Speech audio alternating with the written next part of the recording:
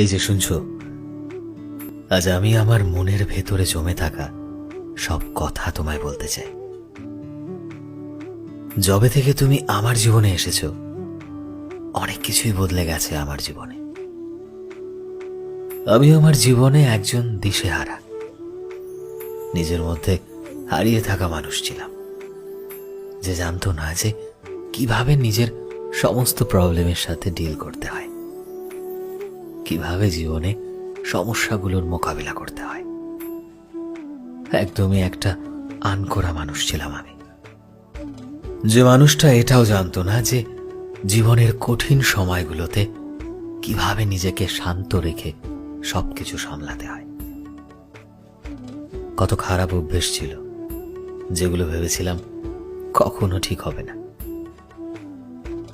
জীবনের রাস্তাটা অনেক আবছা লাগতো, ঘোলাটে লাগতো, কিন্তু আজ আমি নিজের জীবনে নিজের স্বপ্নের দিকে একটু একটু করে এগিয়ে চলেছি। আর সেটা কেন জানো? তার কারণ একমাত্র তুমি, শুধু তুমি। আমি জানি না বাকি জীবনটা কতটা কঠিন হবে আর জীবনটা কোথায় গিয়ে শেষ হবে, কিন্তু আমি এটা চাই যে জীবনটা যেখানে যে রাস্তায় এগিয়ে চলুক না কেন, তুমি শুধু সাথে থেকো। কারণ তোমার সাথে জীবনটা অনেক সুন্দর মনে হয়, বিশ্বাস করো। তোমার সাথে হাঁটলে নিজেকে অনেকটা সুখী মনে হয়। তুমি কাছে থাকলে, আমার আশেপাশে থাকলে আমার অনেক লাকি মনে হয়। Trust me, I feel I am the luckiest person in the world and you made this possible. একটা সত্যি কথা কি জানো? আজ আমি যেটা ফিল করছি, এটা ভেবে আমি নিজের ভেতরে ভেতরে খুশিতে পাগল হয়ে যাচ্ছি।